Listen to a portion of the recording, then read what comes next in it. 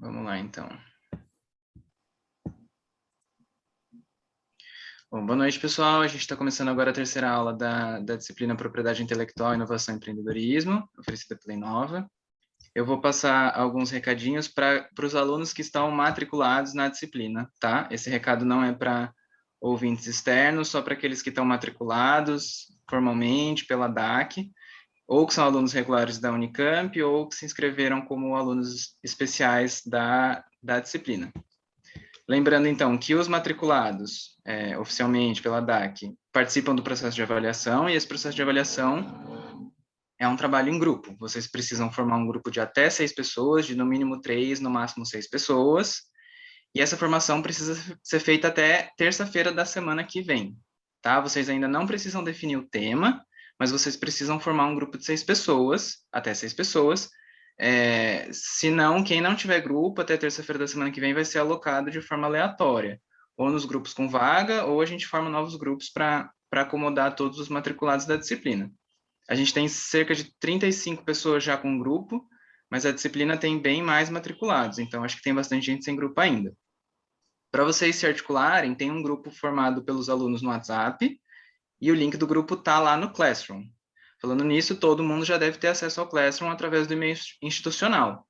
Se alguém não tiver, por favor, me manda um e-mail que a gente resolve essa situação. Depois eu colo meu e-mail aqui no chat para vocês. Também lembrando que os alunos que participam da disciplina do programa Universidade não precisam participar aliás, não participam do processo avaliativo, mas se quiserem participar do trabalho em grupo enfim, para contribuir melhor para a disciplina, tudo bem, pode. Aí entra em contato comigo para resolver essa situação. Acho que é isso, acho que esses são os principais recados. Então, formação de grupo até terça-feira da semana que vem, senão vai ser alocação aleatória. Se alguém tiver algum problema relativo a isso, só me mandar um e-mail. Bom, vamos então para a palestra. O nosso palestrante de hoje é o professor Newton Frateschi. Ele é docente do Instituto de Física da Universidade Estadual de Campinas, o IFGW, e atualmente ele está cedido à Secretaria de Desenvolvimento Econômico, Social e Turismo de Campinas, sendo responsável pela área de Ciência, Tecnologia e Inovação da pasta. Ele foi diretor executivo da Agência de Inovação Inova, da Unicamp, de 2017 a 2021. Foi também diretor do IFGW de 2014 a 2017 e vice-diretor do mesmo instituto de 2010 a 2014. Frateschi também foi diretor do Centro de Componentes Semicondutores e Nanotecnologias da Unicamp de 2005 a 2010. De 2001 a 2003, o professor atuou como projetista sênior em optoeletrônica no grupo avançado de tecnologia para dispositivos fotônicos da T-Networks, na Pensilvânia, nos Estados Unidos. Ele é mestre e PhD em Engenharia Eletrônica pela University of Southern California e bacharel e mestre em Física pelo IFGW Unicamp. Frateschi também é pesquisador nível 1 do CNPq, liderando o Laboratório de Pesquisas em Dispositivos LPD do IFGW. É autor e coautor de mais de 100 trabalhos científicos e de várias patentes internacionais, principalmente nas áreas de optoeletrônica e fotônica. Eu passo agora a palavra, então, para você, professor, para você falar um pouquinho sobre o marco legal das startups para a gente. Tá bom? Muito obrigado, Gabriel. Vocês estão me ouvindo bem? Sim, estamos sim, tá ótimo. Muito obrigado. Você sabe que quase que depois de 1 ano e meio ontem, na Secretaria de Transporte, eu fiz uma apresentação de fato, sabe, com data show, e foi muito engraçado, porque a gente está tão acostumado com isso, falando para a parede, né? Mas eu espero que a gente possa voltar logo àquele mundo, né? Tem coisas boas e ruins nesse novo mundo. Bom, gente, primeiro, obrigado pela oportunidade de estar aqui. Essa é uma disciplina que eu prezo muito, eu vi que a Mariana está aqui, dá um oi para a Mariana também. É uma disciplina que eu acho que evoluiu muito e ela tem muito a contribuir, realmente altamente recomendável. Eu acho que deve ter poucos lugares que têm a oportunidade de ter uma disciplina como essa. Então, eu vou compartilhar a minha tela aqui e, por favor, façam perguntas e vamos tentar andar aqui sem grandes atropelos. Eu espero que vocês estejam vendo a minha tela. Deixa eu ver se está aparecendo. Está em modo apresentação ou não? Eu estou percebendo... Não, a gente está vendo o seu modo de apresentação. Certo, então, ele não está vendo a outra tela, mas eu vou consertar isso em breve. Espera aí, gente, nós vamos chegar lá.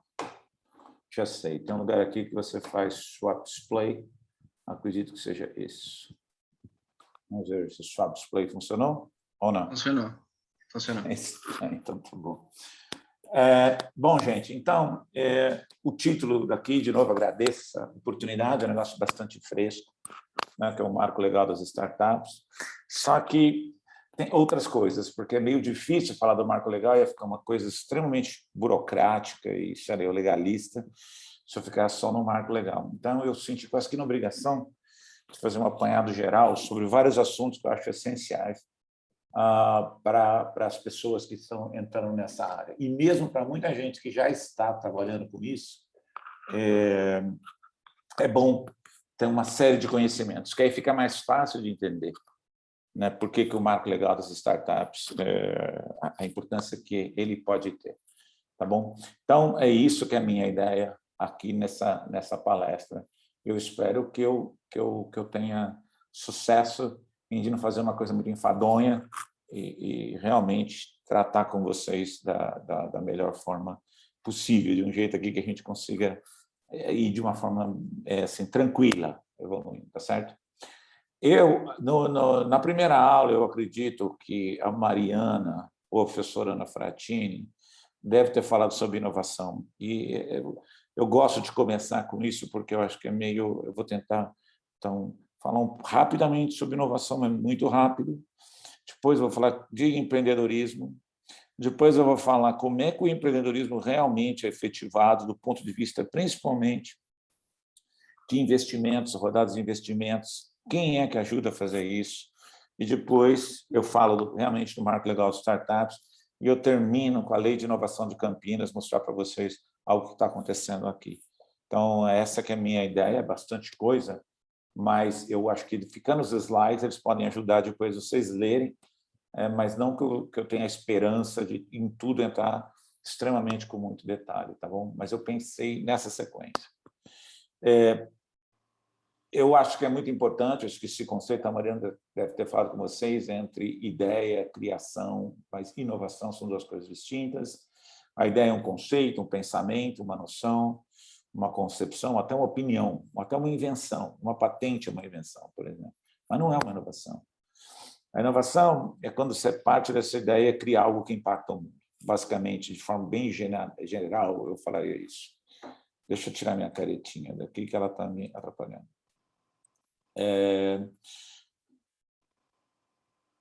E que tipo de impacto nós estamos falando? Os impactos socioeconômicos, certamente positivos, né? Mais empregos, mais riqueza, mais eficiência nos processos, isso pode ser nos serviços públicos, pode ser nos serviços em geral, mais cidadania e igualdade, se você tem sucesso nisso que eu acabei de falar, mais qualidade de vida e, claro, sustentabilidade.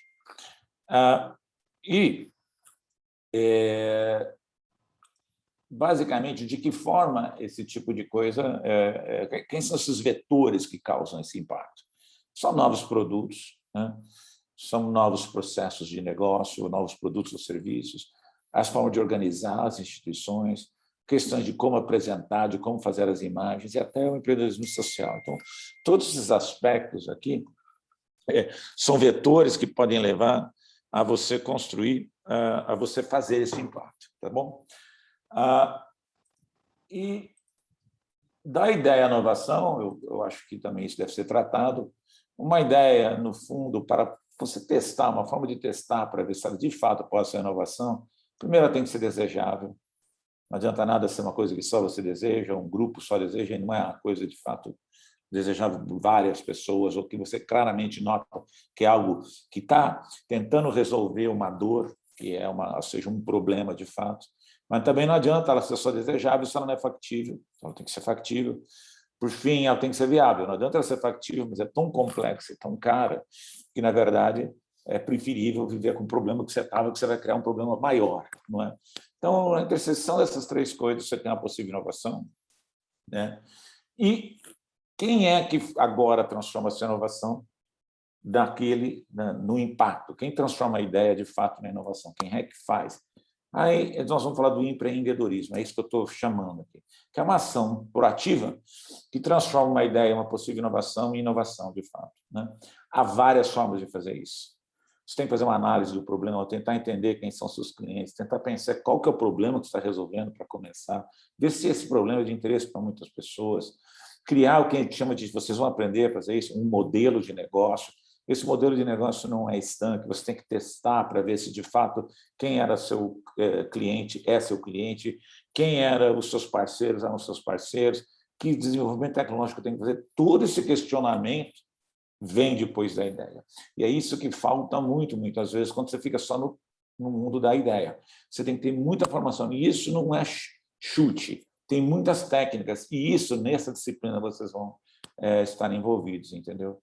E o mote hoje, para usar a palavra meio da moda, é que depende muito trabalho, muita resiliência, de fato, e você tem que ser muito rápido, porque você pode errar, mas erra rápido, assim você vai mais vezes, você está entendendo? Então, essa que é a base da ideia de transformar uma ideia de uma forma bastante ágil numa inovação. Uma das coisas muito importantes que está no processo aqui também é escolher os seus parceiros, e parceiros em particular, na área que a gente está aqui na universidade, a gente chama, são startups muito de estágios iniciais, né? Em inglês, o early stage, e que depende tem uma barreira muito grande, porque ela depende de desenvolvimento, de coisas bastante complexas para se tornarem, de fato, uma inovação. Então, é muito importante você ter as equipes corretas e fazer as parcerias corretas. É muito difícil uma pessoa sozinha fazer tudo isso. Mas quem empreende faz inovação? Quem é que faz, então, agora? Então, eu vou descrever. Pessoas, empreendedores podem fazer, né? Uma pessoa liderando um grupo, né? Empresas, micro, pequena, média, grande. Às vezes, ela sozinha, o que a gente chama de verticalizada, ela toda faz isso, que é uma grande dificuldade, muitas vezes, porque as grandes empresas, muitas vezes, elas ficam fechadas em si, elas já têm um grande mercado, a sensação que tem é que elas não precisam fazer nada para continuar. E, na verdade, o que a gente vê nos últimos anos é que grandes empresas, se você olhar as grandes empresas de 20 anos atrás, a imensa maioria delas nem existem mais.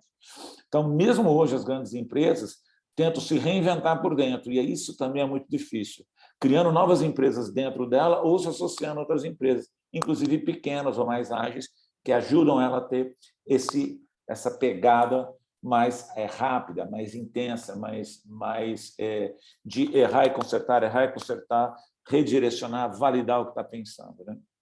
Bom, isso, quando você se associa com uma outra empresa para fazer isso, isso é chamado de inovação aberta. E quem participa muito nisso? São várias empresas, de fato, né? E algumas empresas que fazem isso, pessoas, mas um ator muito importante nisso são as instituições de ciência e tecnologia, tais como as universidades, são instituições de ensino, mas são também de ciência e tecnologia, tal como a Unicamp, tal como, por exemplo, a PUC.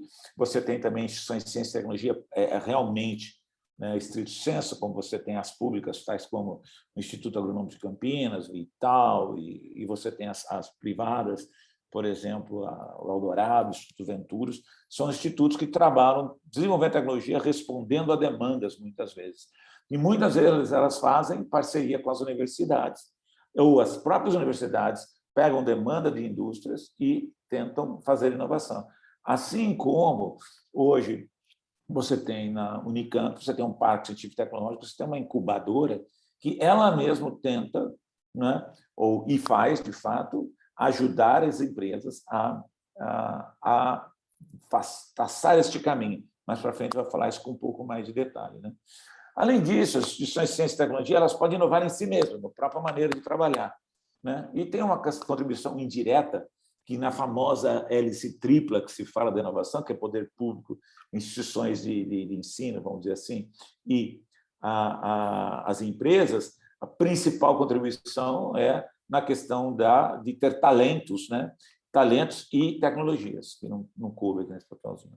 Bom, o poder público, da mesma forma, ele deve estar inserido nesse sistema. Em princípio, na ideia mais antiga, era simplesmente para regulamentar, criar possibilidades de fomento, legislar, mas hoje, inclusive, o próprio poder público ele deve melhorar na sua gestão e nos serviços públicos. E isso está previsto no marco legal das startups. Eu quero chamar a atenção aqui. como se fosse, entre aspas, uma inovação aberta dentro do poder público, pode levar à melhoria da gestão, à melhoria dos serviços públicos prestados, né? E a solução de problemas, né, que você tem de forma geral aqui na cidade. Eu peço desculpa aqui, porque quando teve todo esse imbróglio de mudança de computador, eu percebi que o que estava na nuvem não é a última versão, tem alguns errinhos, eu peço desculpa por isso, né?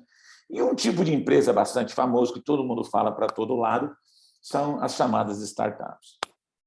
Então, mas o que são startups, né? Aí aquela história, nós podemos ficar aqui conversando por muito tempo, mas eu vou dar algumas definições, tá? Por exemplo, Steve Blank, que é um dos papas dessa área, diz, olha, uma organização temporária em busca de um modelo de negócios que ele pode ser repetível, você pode entender, você pode tentar fazer igual. E eu gosto dessa palavra agora, em português, em inglês, ela é scalable, quer dizer, ela pode aumentar de uma forma, ela pode aumentar em si mesma, aumentando, expandir. E eu acho que a melhor tradução para isso é escalabilizável, tá bom? Em geral, ela tem um modelo de negócio, uma forma que é inovadora e que ele em si é escalabilizável. O que significa isso? Não é, por exemplo, eu resolvi o problema de Barão Geraldo, por exemplo, do problema de não sei, suprimento do sorvete de Barão Geraldo. Bom, e daí? É isso que é o seu problema? Não, vou resolver o problema do sorvete do mundo.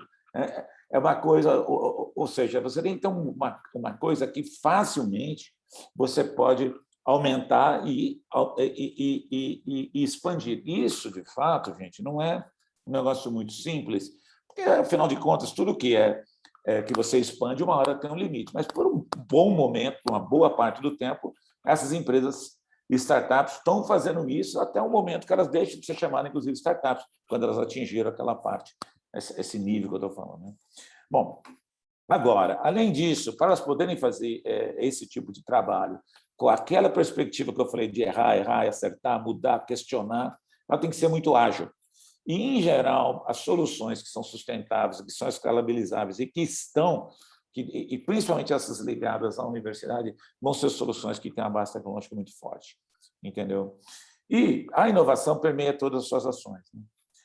É fundamental. Ela inova na maneira de fazer suas equipes, ela inova na forma de ser financiada, ela inova na maneira da tecnologia, ou seja, a inovação tem que ser algo que ela está criando com impacto nela mesma, na forma organizacional dela, na criação de produto, na maneira de fazer a apresentação no marketing, ou seja, o tempo inteiro ela tem que estar preocupada em ter um impacto grande nela mesma, né? Bom, o Sebrae define, por exemplo, essa startup como um grupo de pessoas iniciando uma empresa, trabalhando com uma ideia inovadora, diferente, escalável, que eles usam o termo escalável, por exemplo, uma montanha que era muito alta, né? Mas eles usam escalabilizável, eu diria, né? Em condições de extrema incerteza. Note, esse é um problema bastante importante quando eu falo do marco das startups. Vou colocar aqui um spoiler. Como é que o poder público, usando recurso público, pode contratar uma empresa que não sabe se vai resolver o problema? Entendeu? É um pouco complexo, porque você está jogando dinheiro fora. Quem é que vai ver isso? Como é que você faz? Porque, em geral, quando você vai construir uma ponte, você fala assim, eu quero uma ponte, eu sei exatamente a ponte que eu quero, eu sei como ela é feita, vão ter empresas que vão mostrar que elas têm capacidade de fazer aquilo, elas têm os equipamentos, elas sabem quanto vai custar, entendeu? Mas e se você não sabe exatamente o que você precisa? Você simplesmente precisa, por exemplo, eu quero reduzir o desperdício de água tratada na cidade de Campinas. Às vezes é uma porcentagem alta, água tratada que se perde. Eu não sei a solução. Como é que eu faço para resolver isso, né? Dentro do ambiente legal normal, que é para proteger, claro, o mau uso, evitar o mau uso do dinheiro público, se você não tiver uma forma preparada para isso, você não tem como fazer um chamamento de empresas para te ajudar. E, de novo, antecipando, é isso que o Marco, uma das coisas que o Marco da Startup faz para vocês, né? Outra coisa que é importante de a gente diferenciar, tem dois tipos de startups que acho que eu gosto de falar. Uma que é muito conhecida, que a gente chama de soft, ela é mais intensiva em programação, tem novos sistemas, aplicativos, websites, comércio eletrônico, aí usa inteligência artificial, processamento de imagem, análise de Big Data, tudo isso vocês já devem ter visto, esse tipo de coisa, né? Muitas startups fazendo isso, usando inteligência artificial, inclusive, para te prender no próprio aplicativo, usando inteligência artificial para fazer avaliação de resultados, por exemplo, de exames médicos e tudo mais. Inclusive com uma interação deep learning, né? Quer dizer, os aplicativos começam quase que a interagir com você de uma forma bastante mais profunda do ponto de vista da interação máquina-homem. Agora, tem um outro tipo, que é aqueles que são mais baseados em desafios científicos, né? Mais engenharia, novos materiais, componentes, biotecnologia, estou dando exemplos aqui, equipamentos, produtos físicos. Esses aqui têm um problema sério, porque eles são intensivos em demanda de infraestrutura, equipamentos, materiais, e eles têm uma demanda maior de investimento. E isso se torna uma barreira, porque, além de tudo, além de precisar de mais de recurso, ele precisa de uma cadeia produtiva complexa. E lembra aquela história de errar e voltar, errar e voltar? Uma coisa é você errar um programa, você tem que voltar e programar de novo. Uma outra coisa é você pegar uma cadeia complexa, fazendo prototipagem em médio, vamos supor, em média escala, e você descobre que tem um problema sério. Entendeu? Então, ela é desafiadora nesse sentido, né? Porque ela realmente é muito mais risco. E vocês vão ver que muitas das tecnologias que vocês enfrentam quando vocês forem fazer o programa, aqui os projetos que você está fazendo aqui, ou se vocês forem ver no desafio Unicamp, tecnologias da universidade, muitas são assim. E o desafio não está tanto na ciência em si que está lá atrás. Entendeu? Às vezes a ciência é clara, o impacto da ciência é claro, está lá, mas como transformar aquilo é o grande desafio, e que muitas vezes o próprio pesquisador não tem esse conhecimento. Falta isso, porque aqui é algo que nós estamos já falando na inovação, transformar uma coisa de bancada em algo que realmente é algo novo, né? E que já está no mercado. Né? Então, a grande barreira de alto risco. É bom trazer essa diferença aqui claramente, agora de falar. E quais são as fases básicas de uma startup? Né? Que eu acho que isso lembra, gente, estou falando tudo de forma resumida, não me cobrem com rigor acadêmico sobre tudo isso, mas eu vou dizer aqui. Tem 4 fases básicas que a gente chama. Uma chama de ideação. Quando você tem a ideia, você teve a ideia, você tem um primeiro modelo de negócio, que você já começou a validar, já validou várias vezes, você sabe o problema que ele resolve, tem gente que chama dor, qual que é a dor que ele resolve, você tem uma solução clara, você acha que sabe seus clientes, o mercado, sabe seus parceiros, está indo em validação, mas você precisa de uma certa energia para começar a realmente testar e, não sei, de alguma forma, ofertar isso e começar a avaliar no mercado a tua solução e o teu problema, entendeu? E pode ser que, rapidamente, isso que você tem que ver, que o problema, a dor que você achava que estava resolvendo, na verdade, é uma dor que não era tão importante, ou a sua solução não era tão boa, né? Ou, às vezes, a solução que você pensava que resolver um problema resolve outro, né? E o cliente que você pensava que era um cliente, ele acaba sendo outro. Esse processo é muito importante e começa realmente, como vocês vão, com a questão de modelos de negócio, a técnicas como o Canvas, o Lean Canvas e tudo mais, que vocês vão estar expostos. Né? Depois, uma vez que você já tem um modelo de negócio, que já consolidou, você viu que tem uma coisa que chama MVP, que é um produto mínimo que você sabe, eu consigo fazer, já estou conseguindo. Tem cliente, eu já tenho receita, eu já estou operando, já está funcionando como uma coisa ali, né? Já funcionando.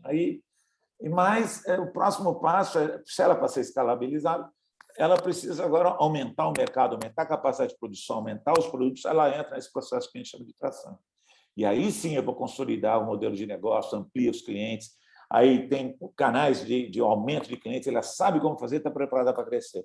Aí você aposta nela, tá certo? E, por fim, você entrou num ponto de, às vezes, comprar outras empresas, dominar parte do mercado, aí realmente você cresce na forma que eles chamam de scale-up, que é a definição meio canônica, que tem mais de 10 pessoas, cresce 3 anos seguidos com mais de 20% de crescimento. Tá? Aí já não chama mais startup, porque aí você já entrou num modo de crescimento exponencial, quando você cresce um fator a cada período, fixo, é sempre uma porcentagem do que você já é, esse crescimento, por definição, é exponencial. Tá?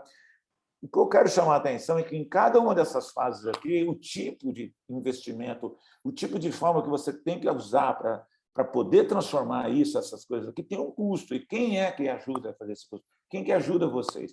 É nessa hora que é importante ter um conhecimento um pouco melhor de como isso é feito e, inclusive, como isso pode acontecer com a parceria com o poder público.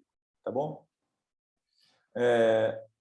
E aqui e nós temos que pensar como ir da ideia à ação, que é aquele primeiro, já tenho uma ideia, estou até bem, né? Então, quase já tenho uma ideia, tenho um problema, tenho a solução, que é mais ou menos onde vocês vão estar. Talvez vocês estejam um pouco antes disso, né? Quando vocês terminarem o curso, vocês apresentarem o seu trabalho. Vocês vão ter que convencer alguém de como eu chego para Scale lá. E aí, gente, tem que tomar muito cuidado, né? Então, primeiro, não pode se apegar ao que você está fazendo. Você tem que realmente pensar nos objetivos finais. Eu realmente tenho um problema que estou resolvendo, eu tenho os clientes, eu tenho que estar validando o tempo inteiro sem apego, né? Eu acho engraçado, eu não sei se vocês conhecem South Park, mas eu gosto muito desses. Eles têm uns menininhos lá do South Park e eles têm um plano infalível, que são esses gnomos aqui, e eles descobrem que eles somem todos os underpants deles, as cuecas deles, né? Eles somem. E aí eles descobrem o que eles faziam. E ele está fazendo um pitch aqui. Se olhar aqui, esse rapazinho aqui está fazendo uma apresentação. Então, qual que é o plano de negócio deles? Qual que é o modelo de negócio? Primeiro, nós vamos pegar as cuecas, vamos roubar. E, por algum motivo, eles nunca falam o segundo plano, depois, bom, vamos ter lucro, profit. Então, o engraçado é que eu fico o tempo inteiro perguntando isso aqui, e ninguém sabe esse segundo plano. Como é que transforma essa ideia genial de roubar cuecas em lucro? Né? É brincadeira, mas é para vocês verem que, lógico, em geral, faltam várias partes no modelo de negócio. E você tem que olhar o tempo inteiro, e aí você tem que ir validando, porque muitas vezes tem um buraco desse tamanho no seu plano. Só que você não quer ver, porque você está apegado, você está com apego de que você achou a solução, entendeu? Do teorema de Fermat. Entendeu? Então, tem que tomar muito cuidado com isso. Eu quis colocar essa piadinha aqui, porque eu acho que é importante. Né? E aí, quer dizer, o modelo que as pessoas falam, né, de como isso pode acontecer, né, dando uma história aqui, uma ideia brilhante de negócio. Aí as pessoas estão com o objetivo de botar essa ideia em operações em funcionamento. Começa com início humilde, a empresa comprova o valor do seu modelo e produtos, crescendo continuamente, graças à generosidade de amigos, familiares, recursos financeiros próprios, a pessoa trabalha de dia, e faz isso de noite, coloca dinheiro, vende o carro e entra aqui, tá certo? Aí a base de clientes começa a crescer e o negócio começa a expandir, suas operações e seus objetivos começam a andar cada vez melhor, eles expandem, né, isso aqui. Em pouco tempo, a empresa subiu nas fileiras de seus concorrentes para se tornar altamente valorizada, abrindo as possibilidades de expansão futura para incluir novos escritórios e funcionários. E aí vai para uma oferta pública inicial, ou seja, vira sociedade anônima, todo mundo fica rico, milionário e feliz para sempre. Parece lindo, né? E aí todo mundo parece que vive isso e acha que é isso. Sou empreendedor, vai acontecer isso comigo. É um modismo, você está entendendo? Além da questão de, nossa, é isso que acontece no Vale do Silício. Então, aí todo mundo quer, aqui é o Vale do Silício do Brasil, aqui não sei o quê. É isso que vai acontecer. Para acontecer isso, tem muita coisa para acontecer, é isso que eu quero comentar. Primeiro, investimento. Né? Como é que são os investimentos normalmente? Estou vendo realmente que eu estou com a versão, não é a última, mas tudo bem. Empréstimos tradicionais. Empréstimos tradicionais, você vai no banco, pede o dinheiro, você vai ter que pagar juros de empréstimo, como qualquer outro, certo? É um negócio meio complicado, certo? Mas você pode ter linha de fomento, reembolsáveis ou não reembolsáveis. Isso aqui é muito usado. Então, você tem, por exemplo, a FAPESP, com os projetos de inovação em pequena empresa. Você pode ter projetos FINEP, alguns não reembolsáveis, como do BNDES. Existem linhas de fomento para esse tipo de ação. Empréstimo mais, isso aqui a gente chama mais como o dinheiro inteligente, que vem geralmente com o investidor anjo. Ele não quer simplesmente te dar o dinheiro e ganhar o lucro depois de alguma coisa, mas ele vem com uma ajuda técnica, ele quer trazer, ajudar ou tecnicamente, do que você está resolvendo, ou na questão do negócio em si, te ajudar a fazer negócio. Existe a possibilidade da vaquinha virtual, né, do famoso crowdfunding. E aí tem uma outra parte que é bastante usada, que é investimento por troca de participação no capital social da empresa. Em inglês fala muito equity, eu tenho que usar essa palavra porque usa equity direto. Então, você troca em função de ter ações na empresa ou de ter capital social. Né? Isso pode ser feito não de investidores independentes, mas também fundos de participação, né? Eu estou falando tudo isso porque vai estar lá no marco legal. Os fundos de participação, eles criam fundos que vão investir, né, em várias empresas, né, justamente em troca da participação na empresa. Tá certo? Muitas vezes também você vai dar um apoio técnico, né, mentoria, o que muitas incubadoras fazem, né, em troca da participação na empresa nos ganhos econômicos futuros. Investimento também pode ser, não em torno de equity ou de participação no capital social da empresa, mas em troca de ganhos econômicos futuros. Tudo isso está previsto, por exemplo, no marco das startups. De fato, todos os investimentos já existem na lei. Eles só foram meio consolidados dentro da marca, nas diversas leis, só foram consolidados no marco legal das startups. Tá? Notem, um grande problema que aparece aqui, que eu vou falar depois, então, uma das razões do marco legal das startups é o seguinte: tudo bem, você investe e você compra X ações, você é dono de 20%, de 5% da empresa. Muito bem. Quando você fizer isso, suponha que a empresa entre num certo litígio, ou se ela tem um problema trabalhista, ou se ela tem uma questão de violação de copyright, violação de patente, ela tem um processo gigantesco, o que acontece? Se você é sócio da empresa, você herda isso, você herda o passivo da empresa, e você cria uma dívida de onde você colocou. Isso afasta os investidores. É importante, então, ter uma blindagem. E o marco legal das startups, uma boa parte dele, fala exatamente disso. Como blindar? Como você poder investir sem depois ter a responsabilidade conjunta com a empresa. Tá bom? E as fases do investimento? Lá no começo da ideação, a gente chama de pré-semente. Bootstrap é um termo que as pessoas falam, tipo assim, ó, me viro, eu vou conseguir, eu mesmo me viro, vou pegar meu dinheiro, junto daqui, faço uma vaquinha, peço para meus amigos. As pessoas falam de FFF em inglês, que é Family, Fools e Friends. Fools são bobos, quer dizer, você vai ter que convencer as pessoas de que, olha, a minha ideia é genial, você entra aqui. Nesse momento aqui é uma coisa ainda, em geral, vou devolver o dinheiro, é um negócio meio não muito claro do como é que você vai fazer isso aqui. Né? Uma vez que já passou, já realmente começa a convencer, aí você vai lá, capitalistas, que vão já tem um MVP, aí você pode ter um apoio de anjos, por exemplo, que é dinheiro, e é um apoio de dinheiro inteligente. Né? Aqui entra, eu vou falar mais frente, aceleradores e incubadoras, né? E aqui já pode entrar esta ajuda, né? Inclusive para ser em troca de uma eventual ou dos ganhos econômicos seus ou de participação na empresa. Uma vez que você fez o MVP, você já está entrando, você está em operação, já está pensando em tração, aí entra o que é chamado normalmente série A de investimento, entendeu? Aí entra o que eles chamam de venture capital, capitalista de risco, na boa tradução, aqueles fundos de participação. E a diferença, geralmente, do venture e do fundo de participação tradicional é que o fundo de participação tradicional, eles investem em grandes empresas, mas aí com uma avaliação muito clara, eles sabem exatamente fazer a valoração da empresa, eles sabem quanto que eles podem ganhar, e eles não estão querendo correr muito risco. Os ganhos são pequenos. O capital de risco, não, ele quer entrar, ele quer justamente pegar aquela sementinha que ninguém pegou ainda, tracionar para ele realmente ter um ganho real. Então, geralmente, ele investe em muitas empresas, ele perde num monte, mas numa ele ganha bastante, entendeu? E aqui, sim, eles querem participação, tá certo? Participação em cota da empresa, tá certo?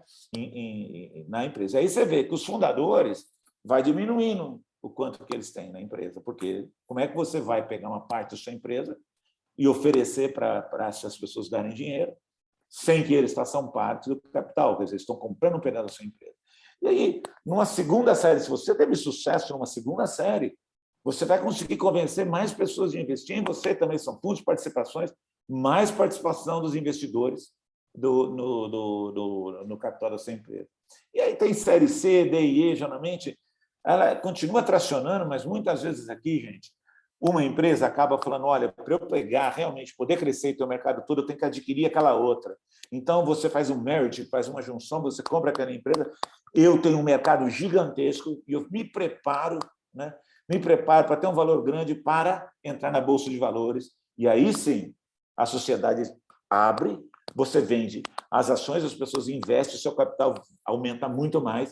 Em geral, cada cota que cada um desses tinha, os fundadores, os investidores, todos ganham com essa ação. Então, mais ou menos, esse é o caminho. Para vocês terem uma ideia, mais ou menos, como é que isso funciona, né?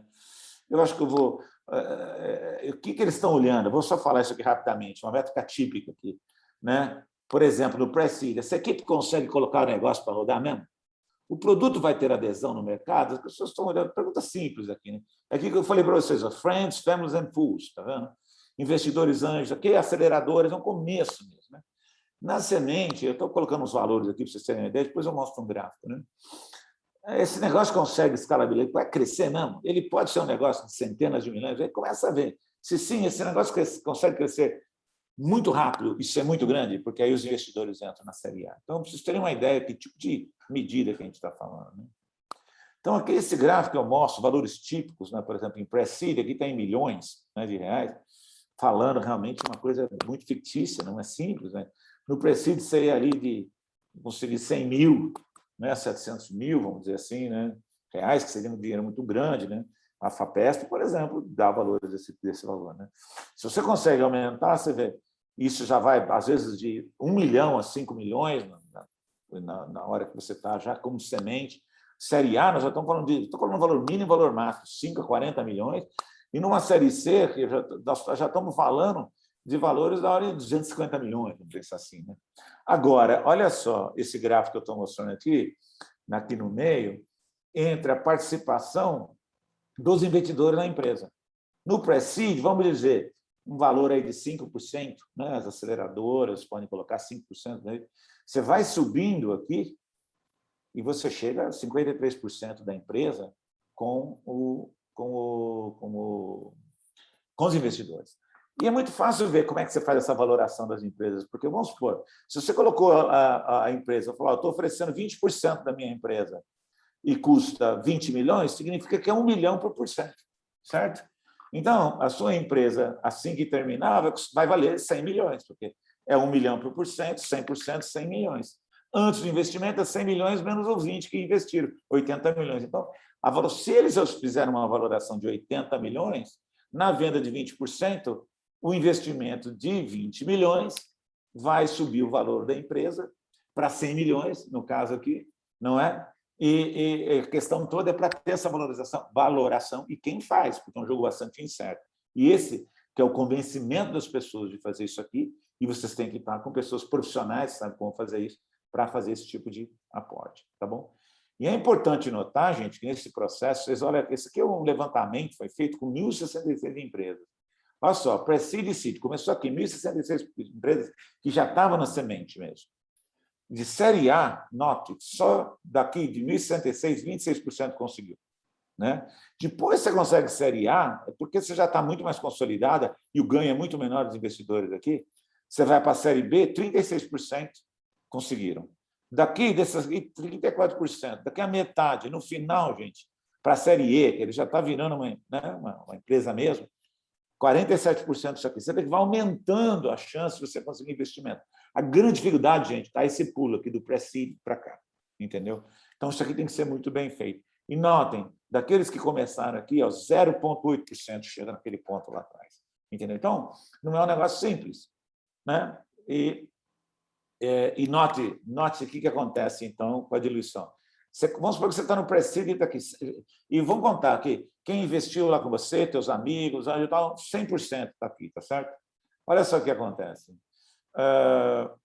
Conforme você vai a uma série A, os investidores aqui, no caso, os fundadores ficaram com 50%, os investidores ficaram com 30%, e tem um pedaço aqui azul que é muito importante, que vocês vão ver no marco legal das startups, que é a opção de compra. O que acontece? Para você atrair uma boa equipe, isso é muito comum. Eu mesmo, quando trabalhei na startup, lá é o seguinte, eles te deixam uma quantidade de ações da empresa que você não quer mexer, para quê? Você oferece como benefício, você trabalha comigo, que você vai poder comprar, sei lá, um número uma cota da empresa por um valor fixo. Então, fala assim, 10 centavos você vai pagar por cada % da empresa. Se essa empresa passa a valer 1 milhão por cento, a pessoa vai ganhar muito dinheiro, né? E isso é uma motivação para a pessoa trabalhar. Então, você tem que reservar esse tanto aqui. Aí o fundador fica com essa parte amarela. Mas você vem uma série B, Olha só, o investidor de série B está com 20%, você está sempre vendendo 20% aqui. Aí já desceu para 40% dos fundadores. Opção de compra, 16%. Então, você perde, você não pode, aquilo que você se compromete a dar como benefício, você não pode perder. Os investidores aqui estão com 25%. E eu não estou corrigindo, porque vocês vão ver lá no Marco Legal que muitos investidores fazem um contrato que a cota que ele vai ter na empresa tem que ser fixa. De tal forma, de onde que você vai tirar isso? Você vai tirar do fundador. Então, se o fundador não tomar cuidado, no final ele fica com zero. Tá? Por isso que é importante ter um mínimo entendimento sobre isso. Né? Estou dando um exemplo aqui final numa série C, os fundadores estão com 30%. Entendeu? Se der certo, tudo bem. Muitas vezes, nessa hora aqui, às vezes, o fundador acha melhor ver uma outra empresa, como eu estava comentando com vocês, que realmente está numa situação melhor, ela pega e compra. E as pessoas chamam isso saída. Eu saio, eu entrego a minha startup para outra empresa, os fundadores ganham aquele dinheiro para fazer outra coisa, vou investir em outra empresa. Tem muita gente que faz isso. Não continua, não vai até o fim, entendeu? Ele vende aqui e começa outra coisa. E aí ele pega esse dinheiro, começa a virar um investidor e daí por diante. Tá bom? Mas quem é que ajuda vocês a fazer isso? Entendeu? Aliás, não sei se vocês sabiam, mas pontinho, pontinho, pontinho, traço, traço, traço, pontinho, pontinho, pontinho, SOS em código Morse. Eu era curioso em saber. Aí tem um disco do Rafa. Quem que ajuda vocês, gente? E primeiro exemplo que eu vou falar para vocês, gente, as incubadoras.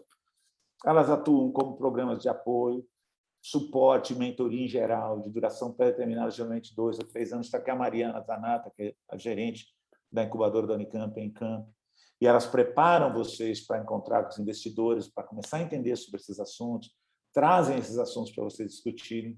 Muitas vezes eles alugam espaços, né, para que as empresas puderem se instalar, né, e são valores subsidiados, mas que permitem ela estar num ambiente de fazer negócio com outras empresas ou que estão com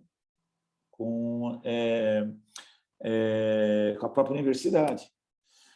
Muitas vezes nem tem retorno, mas às vezes tem retorno, que é geralmente em troco de um faturamento futuro ligado ao negócio desenvolvido, entendeu? E, em geral, essas incubadoras fazem parte de instituições de fomento à inovação. Por isso, vocês vão ver lá na frente, no marco legal da startup, uma possibilidade que tem de investimento de recursos de empresas justamente nesses locais. Né? E, geralmente, elas focam mais startups em seus estágios iniciais, né?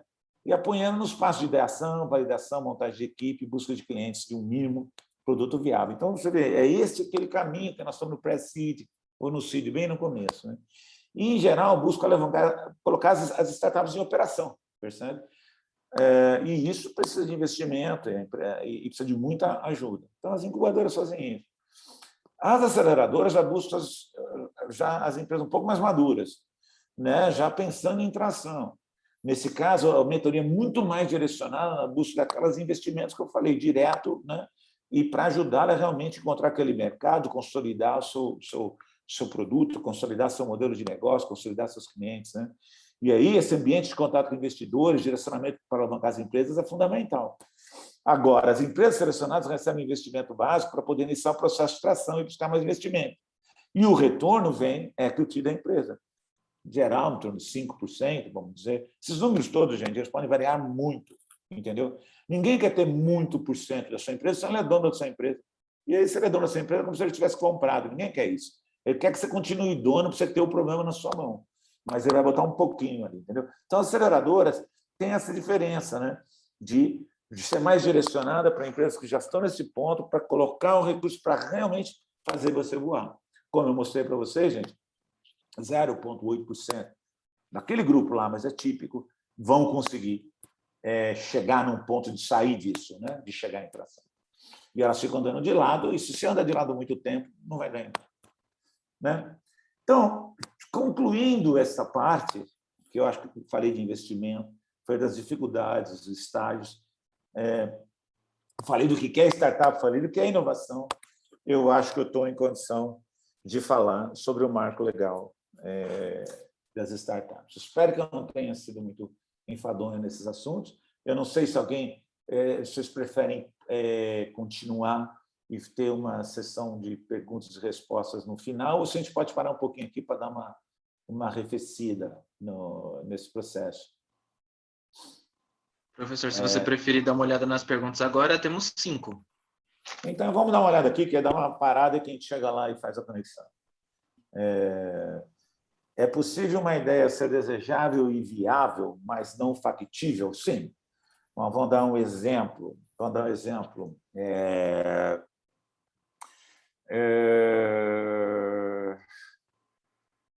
Eu acho hoje que é quase viável. Eu não sei se é desejável, para verdade. Parece que é desejável. Vocês viram as pessoas indo para o espaço, né? Espaço que eles vão, 40 quilômetros, 50 quilômetros. Não sei se vocês sabem, mas só para chegar na Lua são 300 mil quilômetros, né? Mas eu imagino que seja desejável. Algumas pessoas gostariam de passar tipo uma semana na Lua, exagerando. Ele é até viável, eu acho que é viável. É factível, porque o custo dela seria impressionantemente alto. E mesmo esses milionários não teriam condição de pagar. Não sei se eu dei um bom exemplo. Eu vou pensar num exemplo melhor do que esse, que eu gosto dessa história de viagem, né? Viagens, assim, essas coisas malucas que a gente tem visto por aí, né? Essa é mesmo uma de se pensar. Existe mercado realmente no mundo para você andar por 10 minutos, subir. Parece que é o tempo de tocar aquela música... como é que chama? Não é Let It Be, é outra, Hey Jude. Aquela música que era muito longa. Os Raios nem queriam tocar no começo porque era Beatles, não era tão longa. Mas eu acho que dá para você ouvir 2 vezes Hey Jude e volta e gasta alguns milhões de dólares, não sei. Então, eu estou dando acho que, por exemplo, é desejável, por exemplo, que você queira dessalinizar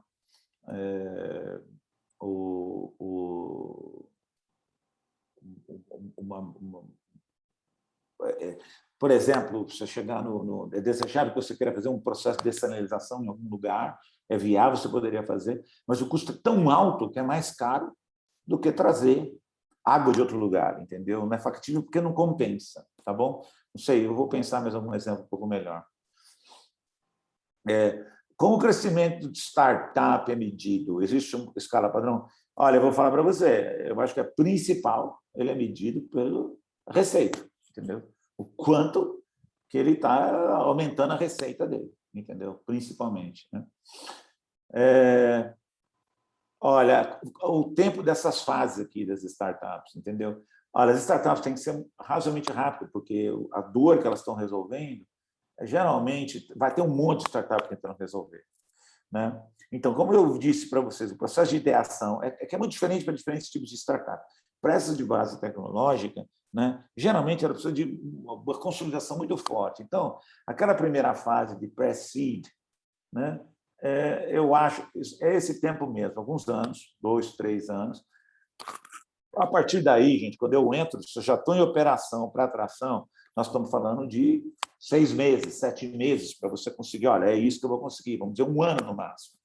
Então, muitas das startups, 2, 3 anos, depois mais 1, 2 anos desses investimentos pesados, já é para ela estar tentando conseguir chegar para uma oferta pública dela, né? Deixa eu ver. A professora, isso do gráfico são as rodadas de captação da empresa. Então, eu não entendi essa pergunta. Não entendi. Aqueles gráficos que eu estava fazendo lá eram valores típicos, mínimo e máximo, de recursos, não mínimo e máximo, mas típicos, baixos e altos, nas diversas fases. Vocês terem uma ideia do tipo de coisa que está por aí. Então, se este gráfico se refere àquele que são os pilares, é isso. Aquele outro que é um gráfico de torta, né? Eu só estava falando da diluição. Diluição é o seguinte: conforme cada rodada de negócio, parte da empresa está sendo vendida e todos os outros que ficaram diminuem a sua participação na torta, entendeu? E geralmente não diminui aquelas opções que é negociada para atrair os talentos que estão lá, né? E essa aí não diminui. E outra que pode não diminuir é se o contrato, vamos supor, do quem investiu em Série A, fala o seguinte: olha, eu vou ficar com 20% da empresa, quando a outra comprou, se diminuiu, não pode diminuir 20% dela, entendeu? Então, sim, são os processos das diversas rodadas de captação de dinheiro, tá bom? Bom, acho que eu respondi tudo mais ou menos assim. Não sei se tem mais alguma pergunta. né? Tem mais duas, dá para descer um pouquinho mais? Desculpa, boa noite. Por que o Brasil, os investidores querem participações tão altas na empresa, sobrando pouco? Não, isso não é coisa do Brasil, não. Isso é todo lugar, essa questão da participação. O problema do Brasil, eu não acho que é esse, não. O problema no Brasil é que a gente vê, tem muito financiamento, tem muito, investimento, aliás, tem aumentado muito. Mas, recentemente, o que a análise que estão sendo feitas, inclusive na FAPESP, por exemplo, no estado de São Paulo, é que não tem tanto investimento nas coisas que são mais de base tecnológica, porque ela tem um custo maior, um risco maior. O que falta aqui, realmente, é ter as pessoas apostando nesses estágios iniciais, no early stage, que realmente querem, e são aqueles que têm um ganho muito maior. Então, o investidor aqui, ele está muito nas últimas fases lá, porque você vai ganhar, tipo assim, vou ganhar 50% do que eu vou ganhar, sei lá, uma vez e meia, 2 vezes. E não aqueles que ganham 40 vezes, 100 vezes o que investiu, entendeu? Esse que eu acho que falta, principalmente nas startups de base tecnológica. Do ponto de vista de participação em empresa, não se engane. Cada rodada você vai diluindo, não é que eles querem fatia. Aliás, não teria porquê. Se o investidor chegar para você, eu quero 90% da sua empresa, ele comprou a tua empresa. Aí você fala, tá bom, para de trabalhar agora, isso aqui toca. Entendeu? Então, eles não querem, você vai ficar. Então, aquelas tortas que eu falei ali não é diferente do mundo fora daqui, entendeu? Tá bom? Tem uma pergunta aqui. Carros autônomos são viáveis? Bom, eu acho que com alguma limitação ele pode ser viável. Hoje é um exemplo de algo, creio que desejado em alguns aspectos, creio que factível, e são viáveis. Você pode criar em ambientes fechados, abertamente para qualquer tipo de funcionamento, ainda não, mas eu acredito que eles são viáveis. Por exemplo, um caso que há pouco tempo não era, vamos supor, factível, são os carros elétricos com a bateria, porque se não tem tecnologia para a bateria é tão pesada que o carro não conseguia andar. Então, não era possível. Hoje, ele é mais viável. Tá bom? Então, acho que eu agora cobri todas as perguntas ou não? Sim. Obrigado, professor. Então, tá bom. Estou tentando ser mais ou menos rápido, porque deixa eu ver que horas são. 8 horas, né? Opa, deixa eu voltar. Então, vamos lá primeiro. Vou tentar descrever a lei para vocês. Deixa eu apagar esse negócio aqui, né? Que aí vocês têm uma ideia, né? Está aqui. Ele é a Lei Complementar 182, 1º de junho de 2021, tá bom? E ela foi publicada ao final, logo publicado dia 2 de junho, é justamente essa data, né? E ela tem uma coisa importante, quer dizer, ela é dividida em vários capítulos. E os capítulos é importante, definições, né? Ele fala de definições, ele define os diversos termos que ele vai usar na lei. Depois, você não vai definir o que é um sandbox regulatório, o que é não sei o que, ele está tudo definido lá no começo. Se vocês querem ler, eu estou ajudando aqui. Não é muito longa, não é muito complicado. Dos princípios, o que norteia aquela lei e as diretrizes fundamentais que fizeram eles criarem essa lei. Como eu disse, gente, a maior parte do que está dentro dessa lei já existia esparsa em diversas leis, leis de empresa, de como é que você faz sociedades empresariais, leis que falam de investimento anjo, leis que falam de opção para questões tributárias, né, fiscais. Então, já estava lá. Mas, quando ela está organizada assim, ela simplifica um pouco mais, né? Depois, eles não vão usar a definição de startup que a gente falou aqui, de Steve Blanco, do Sebrae. Eles têm um enquadramento muito claro de startup. E aqui é muito importante para ver, quando você formar a sua startup, você tem que ter uma ideia clara de que tipo de empresa que você vai fazer para que você possa se beneficiar ao máximo dos processos que estão previstos nessa lei, né? Eu vou falar sobre isso. Depois ele vai falar de novas formas hoje, que é uma grande mudança também que tem, do fomento à pesquisa, ao desenvolvimento da inovação. É uma mudança bastante grande, eu vou tentar tratar disso. Depois, dos ambientes regulatórios, ambiente regulatório, o poder público, ele em geral, ele faz toda a regulamentação da área de energia elétrica, na área de saúde, na área de mesmo, às vezes, gás, petróleo, você sabe, né? Você tem a ANAC, você tem a Anatel, você tem todas essas agências regulatórias, eles coordenam o tipo de serviço de saneamento básico ou de suprimento de água e tudo mais. E esses ambientes, então, estão, em geral, com o poder público. E como é que eu posso ajudar a trazer inovação dentro desses ambientes, né, regulatórios? Falo experimental porque são programas que você pode criar dentro desses ambientes regulamentados, extremamente rígidos, mas que você vai facilitar para que você possa ter essas questões experimentais de ter as soluções de forma mais inteligente, né? Depois da contratação dessas soluções inovadoras pelo Estado, eu vou falar sobre isso, e disposições finais, basicamente, são mudanças das leis que já existiam, para algumas das leis que já existiam, para acertar ou corrigir um ou outro ponto. Então, como eu disse, seria muito enfadonho eu passar aqui para vocês. E outra, eu estou longe de ser um advogado, de entender. Tem pessoas, isso aqui eu aconselho fortemente. Se você vai começar a trabalhar com isso, você vai ter que ter uma pessoa, e tem vários. Os investidores, muitas vezes, têm suporte desses grupos de advogados, você tem que buscar esse tipo de suporte, ver junto à incubadora, aceleradora, ver também a associação startup, como Campinastec, pedir para eles suporte sobre as melhores decisões que você toma nesse caminho. Tá bom? Não vou querer, numa aula, falar sobre todos esses assuntos, além do que não sou, de fato, especialista nessa parte legal, né? Mas olha o que eu acho legal dos princípios e diretrizes. Eu deixei com bastante texto aqui, mas algumas coisas que norteiam essa lei, que você pode questionar. Mas não pode ser modismo, mas reconhecimento que empreendedorismo inovador, percebe por isso que era importante eu falar aquelas coisas lá atrás. Ele é um vetor de desenvolvimento econômico, social e ambiental. Então, se acredita que é só esse tipo de empreendimento empreendedor, inovador, que vai gerar o desenvolvimento econômico, social, ambiental, ou seja, sustentável, né? Olha, incentiva a constituição de ambientes favoráveis ao empreendedorismo inovador, com valorização da segurança jurídica, aquilo que eu estava falando, você não consegue contratar, né? O poder público não consegue contratar, você tem grandes dificuldades, né, em fazer o trabalho com as startups. Além do que, a insegurança jurídica principal que eles estão falando é aquela do investidor. O investidor entra na empresa e o juiz fala assim, olha, você tem participação na empresa, você vai ter que arcar com eventuais passivos daquela empresa que possa adquirir. Entendeu? Terceiro, importância das empresas como agentes centrais do impulso inovador em contexto de livre mercado. Quer dizer, realmente, eles acreditam que as empresas são um agente que de fato transforma no livre mercado. Outra coisa, modernização do ambiente de negócio brasileiro, à luz dos modelos de negócios emergentes. Quer dizer, você precisa ter um ambiente mais amigável para os negócios para que eles possam crescer, e redução da burocracia de forma geral. Fomenta o empreendedorismo inovador por meio da promoção de produtividade e da competitividade. Vocês sabem, o Brasil tem que ser mais competitivo. E o que é que barra tanto o Brasil?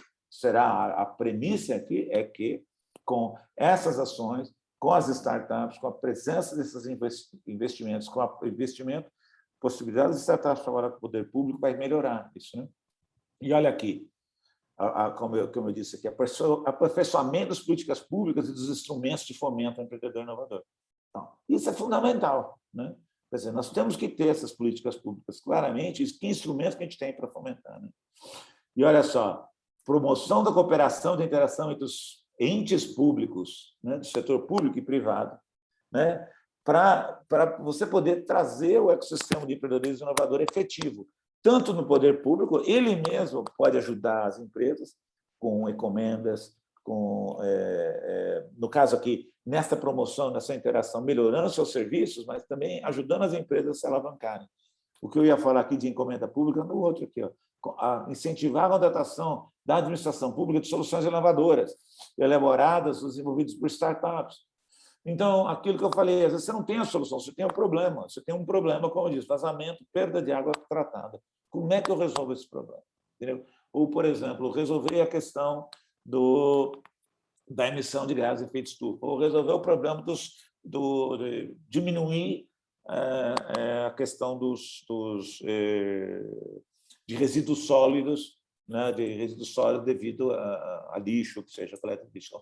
Como é que você pode resolver isso? Esse é um problema, nós queremos levar a zero. Ou, por exemplo, restos de construção civil. Nós queremos eliminar, ter que guardar isso em algum lugar. Então, que tipo de solução que você tem? Às vezes você não tem a solução. Eu não tenho, olha, gente, a solução para isso é criar um desintegrador de pedra que você joga a pedra lá e ela vira energia, entendeu? Eu não tenho essa solução. Eu tenho que induzir que empresas venham e possam trabalhar comigo. E as grandes empresas que prestam serviço para o poder público, em geral, elas são estruturadas para fazer as coisas, todo mundo já sabe como fazer. É construir estrada, é tapar buraco, é fazer as coisas que são sabidas. Mas a inovação, quando você está a inovar, lembra daquela história que eu falei lá atrás? São altamente incertas, eu não sei. Então, muitas não vão conseguir. Agora, como é que, num ambiente que, se ela não conseguir, ela vai ser penalizada, como é que a gente faz? Né? E aí, o final é promover a internacionalização das empresas, que só assim acredito que o Brasil pode superar. E é fato, tá bom? Bom, o que enquadra como startup? Tá certo? Eu não vou ler tudo isso, mas, gente, empresário individual, o EI, né? O microempresário individual, a empresa individual de responsabilidade limitada. Eu não tenho tempo aqui para falar o que é cada um, né?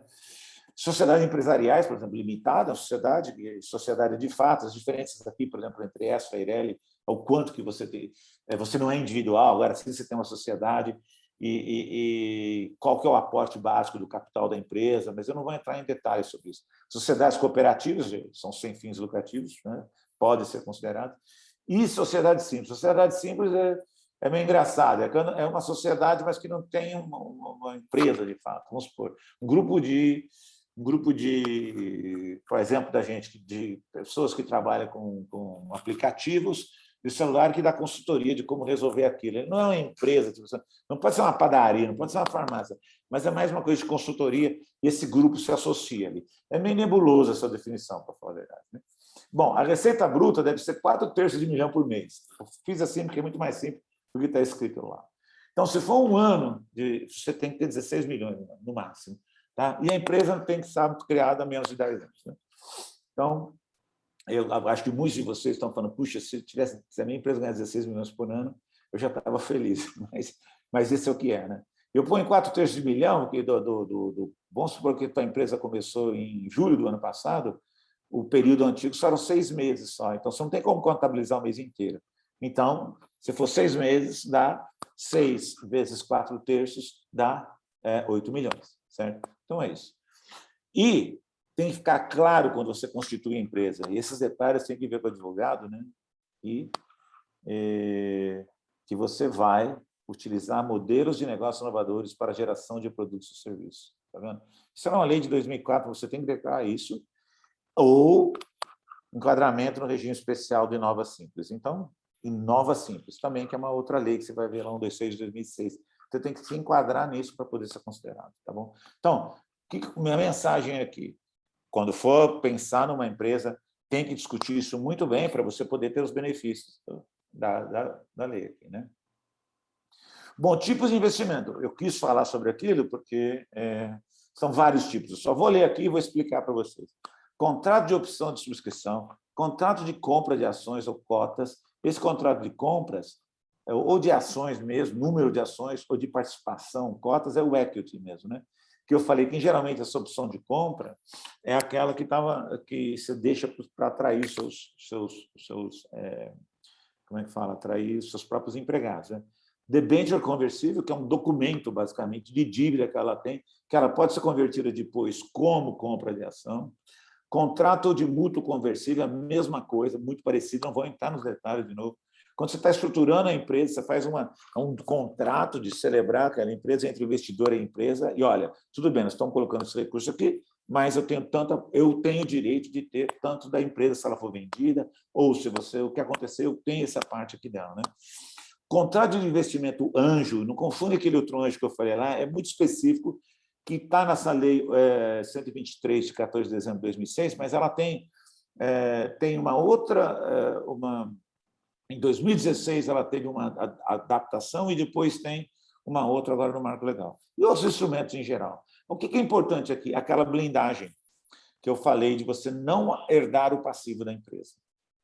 Então, por exemplo, esse de subscrição, mútuo conversível, estruturação, são todos contratos de investimento que te dão a possibilidade de aquisição futura das ações, ou de ações ou de porcentagem da empresa. Então, ela fala, olha, tudo bem, mas quando eu quiser, eu vou ter X% da sua empresa. Entendeu? Opção de compra, ela pode ser isso aqui, ou, em geral, ela é uma reserva de cotas da empresa para oferecer como benefício aos empregados. Eu acho extremamente atraente isso, né? Você não ganha dinheiro nenhum, esse que é o problema. Você reserva um tanto de cota, como você vai dar uma opção de compra, esse empregado não vai entrar, você não consegue contratar uma pessoa e falar, investe em mim, entendeu? Então, não é um investimento de talento. Eu entro com o meu talento e você está me pagando, não tenho um salário tão alto, mas estou me oferecendo essa possibilidade. Inclusive, é uma forma de motivar a pessoa para trabalhar, entendeu?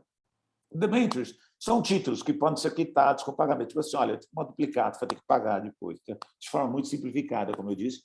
O advogado que estiver ouvindo aqui vai me crucificar, mas eu estou tentando dar uma explicação bem assim por cima. Em todos os casos, é isso que está dizendo lá na lei. Se a empresa tem sucesso, o investidor, o empregado, exerce o contrato. Por exemplo, o empregado estava lá, ele tem direito a ter 2% da empresa, tá certo? Comprado por um tanto que ele contratou lá no começo, 10 centavos, vamos supor, cada ação, então tem direito a 5.000 ações, vamos dizer assim, e as ações passaram a valer R$ 500, por exemplo. Aí ele pega e exerce. Mas antes de ter feito isso, eles não têm nenhuma participação na empresa do ponto de vista do passivo. E só quando eles exercitarem que eles passam a fazer parte do capital social da empresa, aí sim eles vão, qualquer problema que acontecer depois, eles herdam passivo. Você está entendendo? Então, e lá está claramente dito, tudo isso já existia, essa forma de fazer. Só com um pouco mais de detalhe, mas já existia, mas está lá colocado de formas que você tem de blindar. E as pessoas ficam com muito medo, lembra de segurança jurídica? Cara, está dizendo que sim, mas vai que... Então, a marca legal das startups deixa isso claro. Se você fizer investimento dessa forma naquelas empresas que são consideradas startups, você não faz parte do capital social da empresa. Você não herda nenhuma dívida, você não nada disso, entendeu? Em alguns casos, inclusive, as pessoas que estão fazendo esse investimento podem participar como consultores, né, no comitê consultivo da empresa, não deliberativo, tá bom? Então, espero que essa é uma coisa muito importante do marco legal das startups, essa blindagem. A gente fala muito da Unicamp, criar, né, um fundo de participação em empresas, e aí tem o capital social, um dos grandes questionamentos, como é que você blinda a Unicamp disso? Bom, você blinda justamente usando esse tipo de instrumento, tá bom? O investidor anjo, ele que eles chamam nessa lei 123, e como eu disse, né, revisada, eu vou mostrar aqui, se vocês querem entender melhor, até dou a dica aqui. Essa lei 123 foi modificada na 155 de 2016, e depois, no final, se você olhar o capítulo 7 da lei complementar dessa, que a gente está falando do marco da startup, artigo 61, fala exatamente isso que eu estou falando, né? É um contrato de participação da empresa e o investidor anjo pode participar, que chama anjo aqui, de forma consultiva na empresa. Ele tem preferência de compra ou de receber cotas no caso de venda da empresa para terceiros, desculpa que eu errei, né? E é o seguinte, ele botou o dinheiro lá, ele pode receber depois, o máximo de período que isso aqui pode acontecer são 7 anos. Antes eram 5 no total, agora são 7, eles estenderam. Nos primeiros 2 anos você não cobra nada, aí nos outros 5 você pode cobrar, só que você só pode receber até 50% dos lucros da empresa. E você só pode receber até o quanto você investiu, mais as correções. Então, não é bem aquele tipo de investidor série A que quer ganhar 10 vezes, 20 vezes o que ele investiu. Aqui ele vai ganhar aquilo que ele investiu. Então, ele é um anjo porque ele está ajudando a empresa a crescer, ele vai ganhar aquilo e está ajudando a empresa a crescer. Não sei se ficou claro para vocês, estou aqui para explicar melhor. Tá? Então, é isso que chama investidor anjo naqueles itens. Tá bom? Aqui estão as dicas.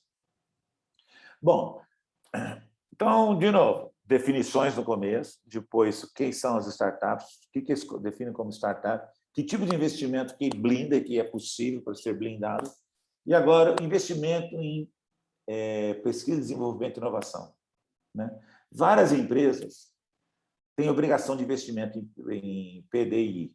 Muitas empresas que entram, por exemplo, no mercado, aqui, dá um exemplo, a CPFL, por exemplo, ela ganha concessão, né, e ela, por algumas isenções tributárias, fiscais, eles têm a obrigação de investir em pesquisa e desenvolvimento. Como é que isso é feito, né? Normalmente, você contrata, faz uma parceria com a universidade, ou você faz uma parceria com uma instituição de ciência e tecnologia, como eu disse lá atrás. O que eles estão permitindo agora é que, em vez de você fazer esse investimento fazendo a pesquisa em si, eu vou colocar o dinheiro em instituições que fazem fomento à inovação. Então, por exemplo, fundos patrimoniais, como o Lumina, da Unicamp. A Unicamp tem um fundo patrimonial que chama Lumina, né? Aquele fundo patrimonial ele foi pensado e lá dentro dele está dizendo uma das missões dele é fomentar o empreendedorismo, o aparecimento de novas startups da universidade, chamados spin-offs. Então, os fundos patrimoniais que têm na sua formação, na sua missão, a questão de inovação e empreendedorismo, podem receber direto dinheiro dessas empresas para este fim. Percebe? Então, é um financiamento indireto e de startups, né? Aí você pode pensar, puxa vida, isso aqui vai estar competindo com as universidades. Bom, em parte, ou com os ICTs. Mas, do outro lado, você está colocando dinheiro para ir direto no empreendedorismo, né? Que naturalmente vai acabar criando empresas que vão poder fazer inovação aberta, que no final esse recurso acaba entrando da mesma forma. Existem esses fundos de participação, né, de investimento e participação, que é aqueles que são fundos, várias pessoas colocam dinheiro, né, e aí eles escolhem participar do equity de várias empresas, né? E o pequeno investidor que coloca o dinheiro ali um risco é calculado, porque é um fundo que nem fundo de como é que chama, imobiliário e tudo mais. Só que quais são? Fundos específicos que são autorizados pela Comissão de Valores Imobiliários, de capital semente, de empresas emergentes e de empresas com produção econômica intensiva em pesquisa, desenvolvimento e inovação. Entendeu? Então, aqui não é qualquer fundo de participação. Então, eles têm que ter, na sua essência, esse investimento em inovação e empreendedorismo, né? Tá? Aqui também, a empresa, em vez de entrar, nós temos que pensar muito bem sobre isso. Em vez de, sei lá, tentar fazer um projeto de pesquisa direto, você vai investir nesses fundos, e esses fundos vão investir em empresas emergentes ou em startups que possivelmente vão trabalhar com a universidade, né? Porque essa que é a grande questão. A inovação, de fato, gente, na sua imensa maioria, ela é feita nas empresas. Se você conseguir permitir que as empresas se capitalizem para fazer isso, você realmente está fazendo a mudança. O Brasil, em termos de investimento público em ciência, tecnologia e inovação, é da ordem de 0,5% do PIB. Agora está diminuindo, né? Nos governos recentes, no governo recente, principalmente, está despencando, né? Mas ela é a média dos países da OCDE, uma organização de alguns países aí, né? Não é uma média muito alta. Eu não estou comparando com a média de Israel ou de Coreia. 0,5%. As empresas, na média da OCDE, tá certo? É da ordem de 1,5%. No Brasil é de 0,5% também. Ou seja, as empresas no Brasil tinham que aumentar 3 vezes. Ou seja, a empresa no Brasil investe pouco em pesquisa, desenvolvimento e inovação. Essa que é a verdade. Se você... A empresa grande, às vezes, trata muito mais de incentivos de outros tipos, né? Falando da redução do custo do Brasil. As empresas muito grandes elas entram com esses acordos, né, porque elas fazem inovação na sua matriz, né, mas elas têm essa cota que ela tem que investir por lei. Quem sabe não reverte, de fato, nas empresas que naturalmente têm que fazer inovação para sobreviver, que são as empresas realmente inovadoras, startups. Se você puder, esses fundos de investimento financiarem essas empresas, nós temos mais chance de realmente criar um ambiente em que investimento... Desculpa, que a inovação é fundamental, que a tecnologia é fundamental. E, por fim, isso é muito importante, por isso que eu falei lá atrás sobre os programas dentro de incubadoras ou de instituições de ciência e tecnologia, investimentos em programas e editais, em concursos destinados a financiamento, aceleração e escalabilidade. Nota que aqui, sim, de startups gerenciadas por instituições públicas. Ou seja, a própria Unicamp, através da Inova, pode criar programas e atrair recursos diretos dessas empresas para promover o empreendedorismo. Isso é muito novo. Tá? Então, vamos supor, você tem um programa junto com o FAPESP, então você pode juntar FAPESP, FINEP, ou seja, ainda com o investimento dessas empresas. É muito importante, então, né, ver de que forma que você pode entrar, porque é uma fonte de recurso muito grande e direta aí, entendeu? Mais uma vez, é toda uma questão se a gente está competindo com as instituições de ciência e tecnologia. Mas você percebe que ele está valorizando muito o empreendedorismo. E você pode investir nessas empresas que depois vão fazer parceria com a universidade, licenciando tecnologia na universidade e criando novas empresas, até empresas da própria universidade se tornando spin-offs, né? Então, como é que é? Então, as empresas têm, resumindo aqui, empresas têm obrigação de investimento em P&D. Cheio de errinho aqui, né? Então, uma maneira é de investir, elas investem nas instituições de ciência e tecnologia, públicas ou privadas. Então, vai lá e faz uma parceria e desenvolve, investe ali, e isso aqui resulta em mais patentes, mais desenvolvimento e tudo mais. O que nós estamos falando aqui é, olha, vamos investir agora no empreendedorismo para criar novas empresas, mais empregos. Então, você está indo muito, não só na criação de tecnologia, na criação de patentes, ou na criação de resultados de pesquisa, mas realmente, né, nas startups, que vão fazer parceria com a universidade, que eventualmente vão fazer parceria com as instituições de ciência e tecnologia. E aqui, os canais são, elas podem ir para fundos patrimoniais, fundos de participação e programas públicos de fomento a startups. Então, é um negócio bastante importante para se pensar, né? É uma mudança grande, né? Bom, estamos terminando, dos programas de ambiente regulatório, né? Então, eu vou ler aqui, é meio chato, porque e da contratação de soluções inovadoras pelo Estado, né? Olha só, os órgãos e entidades de administração pública com competência de regulamentação setorial poderão individualmente ou em colaboração criar programas regulatórios, que chamam de sandbox, esse nome, né? Que são cheios de normas, são cheios de complicações de você fazer essas licitações, entendeu? Você vai poder abrigar essas startups dentro da própria gestão para resolver problemas junto com você, de uma forma muito simplificada, um chamamento. E lá na lei está tudo dizendo como é que você faz o chamamento, não é mais assim, já com a solução, como eu já disse. Você faz, de fato,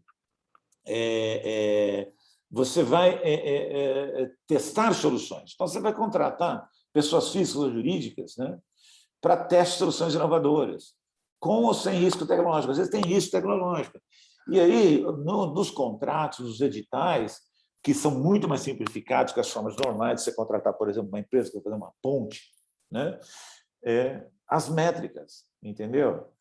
Então, muitas vezes, como estou dizendo aqui, a delimitação do escopo da licitação vai ser restringir-se à indicação do problema a ser resolvido e os resultados esperados. Então, por exemplo, o problema é o vazamento de água. Eu quero que reduza pelo menos 50% da perda que a gente tem hoje. As pessoas trazem soluções e aí tem todo o processo, como é que você avalia para você escolher aquilo. O sandbox regulatório, você traz eles para dentro da gestão e ajuda, por exemplo, questões ligadas a processos na área de saúde, na área de educação, a própria gestão pública, de como ela funciona, né? Traz essas empresas ali para dentro, elas trazem uma solução e depois isso fica dentro do contrato que é feito lá, uma possibilidade que a própria poder público contrate isso. Então, você pode melhorar a gestão, melhorando a gestão, você tem melhores serviços, né? E, além disso, demandas de contratação ou compras, encomendas tecnológicas. E a grande sacada é isso. Como é que você faz uma chamada sobre algo que você não tem a solução? Não é? E o poder público vai poder fazer isso. Então, esse é um grande avanço também, que a tendência é criar inovações nas políticas públicas, na gestão pública, no serviço, e, em princípio, melhora a qualidade de vida das pessoas. Deixa eu ver aqui. E Campinas, então? Então, de novo, voltando lá, resumo, bem simples. Marco legal das startups, o que ele faz?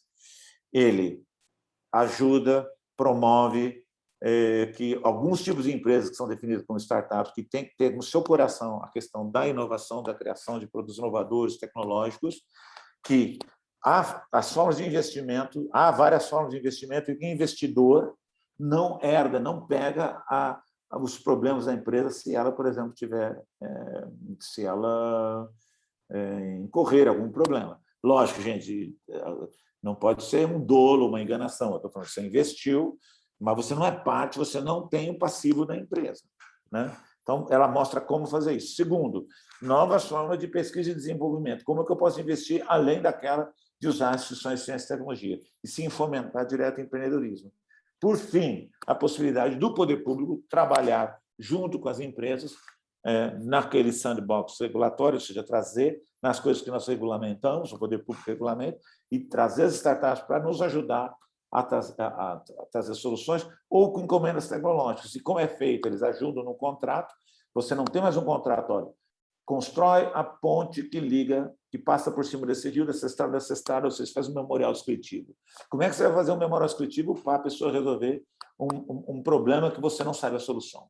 Entendeu? Então, e a maneira de avaliar e de fazer os pagamentos é muito previsto do ponto de vista da evolução, né?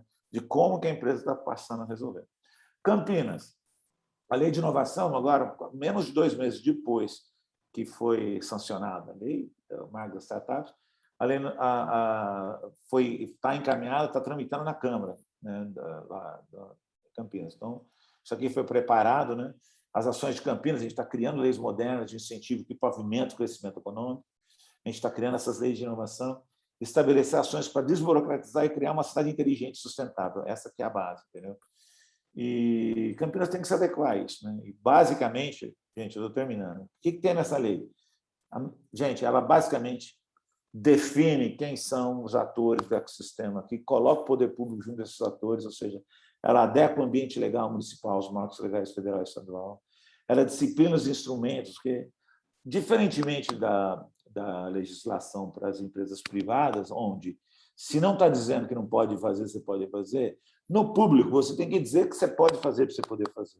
Então, lá está dizendo como estimular, ter bolsas, questões de capacitação, como fazer capacitação.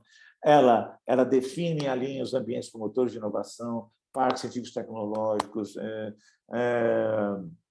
arranjos produtivos locais, centros populares de inovação. Tem vários tipos de estruturas que estão lá dentro, inclusive ambientes para ali, vem lá para laboratórios vivos, né?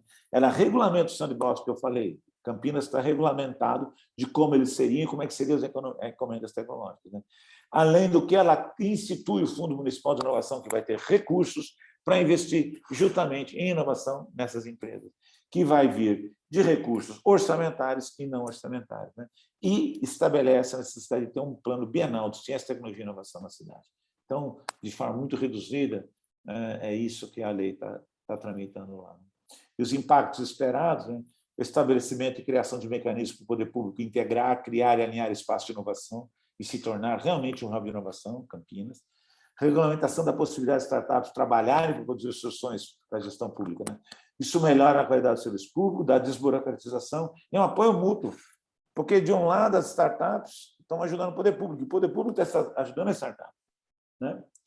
Por fim, regulamentação nas compras e encomendas públicas para startups. O poder público pode fazer encomendas públicas para empresas com soluções inteligentes e eficientes, aquelas que a gente nem sabe para começar. Hoje seria impossível fazer isso, quer dizer, antes dessa lei. Tá bom? E a gente espera atrair mais startups para Campinas, investimento para startups, investimento em pesquisa e desenvolvimento, mais empresas de base tecnológica, realmente fazer Campinas como lugar de capacitação para trabalho em alta tecnologia. Inclusive, tem lá previstos estímulos para ter ensino de inovação e empreendedorismo na escola pública de Campinas, que é basicamente no nível primário, né? E estabelecimento de Campinas como uma cidade realmente de inovação e tecnologia. E aí a gente vai ter uma cidade inteligente, serviços públicos de alta qualidade. Então, basicamente, gente, é isso. Deixa eu ver que horas são. 8h30, mas eu comecei depois das 8h10. A gente respondeu um pouco lá. Eu espero que tenha o conceito geral que eu passei por muitos tópicos. Espero que o marco legal das startups tenha ficado claro e espero que aquela discussão inicial sobre como é que é o investimento, como é que é o estágio, que isso ajude, tenha ajudado vocês a entenderem mais do que eu simplesmente falar do marco legal e ficar aqui no juridiquês por 1h30, tá bom? Eu acho que eu vou parar de compartilhar a minha tela e fico à disposição aqui, tá bom? Muito bom, professor, obrigado. A gente tem, por enquanto, uma pergunta só do Tomás. Se as startups podem ter alguma relação com a criação ou parceria com ONGs? Dá licença, deixa eu ver com o quê? Com ONGs, com ONGs. Olha, não, é o terceiro setor, ONGs, né? Vocês notam ali que, bom, no caso de empresas cooperativas, muitas delas acabam... É uma maneira de ser uma ONG, sem fins lucrativos também, tem muitas delas, entendeu? E elas podem ser consideradas como startups. São duas coisas distintas, gente. Eu acho que a grande discussão sobre isso, né? Se uma startup consegue ser escalabilizável nesse contexto, entendeu? Mas quem está dizendo aqui, do contexto do marco legal das startups, sim, uma organização não governamental, na forma de uma empresa, uma sociedade cooperativa, por exemplo, ela pode se beneficiar dos mesmos investimentos. A questão toda nas ONGs é se, de fato, os investidores vão ver a possibilidade do retorno que eles querem, né, para investirem, né? Então, eu acho muito importante as ONGs, a sociedade civil organizada, isso é muito importante, mas para ser, de fato, uma empresa que você está querendo ser escalabilizável, eu tenho a impressão que o terceiro setor é um pouco mais, ele tem uma missão um pouco diferente. Existe uma área, não sei se vai ter alguma palestra nessa área, a gente já teve algumas vezes, que eles falam de empreendedorismo 2.5. Ele não é nem a empresa, que é o setor 2, né? E nem a ONG, setor 3, sem fins lucrativos, algo no meio, em que você pode, apesar de... Você não é aquele capitalista do mais, entendeu? Do mais capital, mas também você não é uma coisa que não consegue ser escalabilizada. Então, não sei se eu respondi, mas assim, esses são os comentários que eu tenho sobre esse assunto. Legal, surgiu mais uma pergunta agora. A lei de inovação deve ser aprovada em quanto tempo em Campinas? Bom, depende muito da Câmara, né? A gente está tramitando na Câmara, tem todos os procedimentos lá. A nossa previsão, há várias leis que estão acontecendo, estão tramitando, né? Vão tramitar. Leis de incentivos mais modernas, as leis de planejamento de algumas áreas para que sejam espaços de inovação e sustentabilidade, tudo isso é para acontecer nesse semestre. A gente espera que tudo isso seja aprovado, que é o ano que vem, para começar mesmo. Uma vez que a lei está aprovada, você tem que regulamentar e começar a agir. Então, a ideia é que em 2021 tudo isso está aprovado.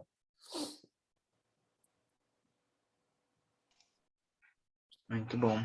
Mais alguma pergunta, pessoal? Se alguém quiser aproveitar, a gente ainda tem um tempinho, é só mandar ali no Q&A.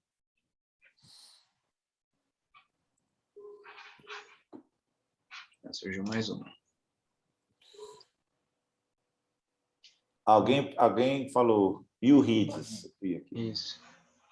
Gente, o RIDS, o Hub Internacional de Desenvolvimento Sustentável, é uma área, né, que ela começou com a área da Fazenda Argentina, que na verdade, se começou na discussão sobre isso, e quando a gente pensa em criar um espaço inovador e que tem como base ou como missão seguir os Objetivos de Desenvolvimento Sustentável das Nações Unidas, se percebeu claramente, isso foi um trabalho muito assim, que eu acho que da interação da Inova, na época, com a Diretoria Executiva de Planejamento Integrado, de envolver a redondeza. Não adianta ser uma ilha que faz isso, você não tem mais nada em volta. Então, ela expandiu, ela passou das fronteiras da Unicamp, ela envolve vários atores, que vai gente, donos de terra, laboratórios nacionais, mais de uma universidade, tanto a Unicamp quanto a PUC, tal. Toda essa região está inserida, o RIDS, então, ele quer criar um espaço onde você tem um hub de inovação e que você atrai as pessoas para virem. Só que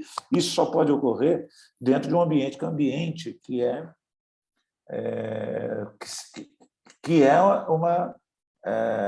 planejado pela cidade, né? Então, o RIDS está dentro de uma área que chama-se ATEC 2, que é maior que o RIDS, e hoje, o nome, inclusive, está sendo mudado para PIDS, que é Polo de Inovação e Desenvolvimento Sustentável, e a ideia de criar nessas regiões um ambiente realmente moderno, por exemplo, chama DOTS, por exemplo, desenvolvimento orientado pelo transporte sustentável. Gente, não tem mais cabimento você ter distrito industrial, shopping center, a menos que você tenha túneis com alta velocidade, quer dizer, é inviável. Então, em termos de sustentabilidade, você vai ter que ter esse tipo de coabitação, né? Não precisa ser só um lugar de laboratório. Então, todo esse planejamento é devido ao planejamento urbano para o desenvolvimento da cidade, entendeu? Isso está sendo feito, é uma das leis que está sendo feita, e o RIDS está dentro desse conceito. Você está entendendo? O RIDS vai se enquadrar dentro desse conceito também. E O REITs tem tudo a ver, e nos elementos na lei de inovação, um dos elementos que a gente considera como fundamentais neste ecossistema de inovação dentro da cidade são justamente os desenvolvimentos regionais, desenvolvimentos de locais para viabilizar, para melhorar a coexistência de pessoas com os serviços, laboratórios, universidades. Entendeu? O que não dá para fazer é você pegar uma área inteira e virar um bando de condomínio fechado, entendeu? Que a pessoa vai para qualquer lugar, tendo para 20 quilômetros, só vai no outro shopping. Parar de fazer essas sessões, entendeu? Então, o REITs, eu acho que essa que é a ideia para fora dos muros da universidade. Dentro da universidade, eu acho que a gente já tem um Parque Científico e Tecnológico da Unicamp, do ponto de vista de espaços para promover a coisa específica de ter laboratórios, de ter escritórios, para a interação aluno, pesquisador e empresas, já é muito bem estabelecido. O que falta é o resto. Né? Como você vai ter hotéis, restaurantes juntos, entendeu? É legal você ter um lugar bom de se viver, vai ter que ter residências. Como é que você monta tudo isso, né?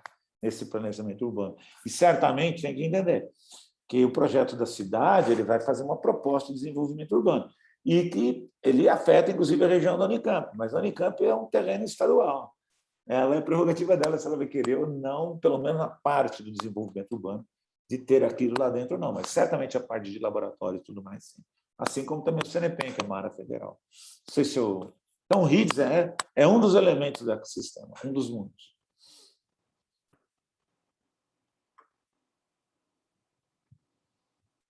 Bom, gente, eu não sei se eu caí ou o mundo acabou, não sei. Não, acho que sou eu. Acho que é a minha Você internet. travou, né? Tá me ouvindo? Agora você deu uma travada, você deu uma travada aqui.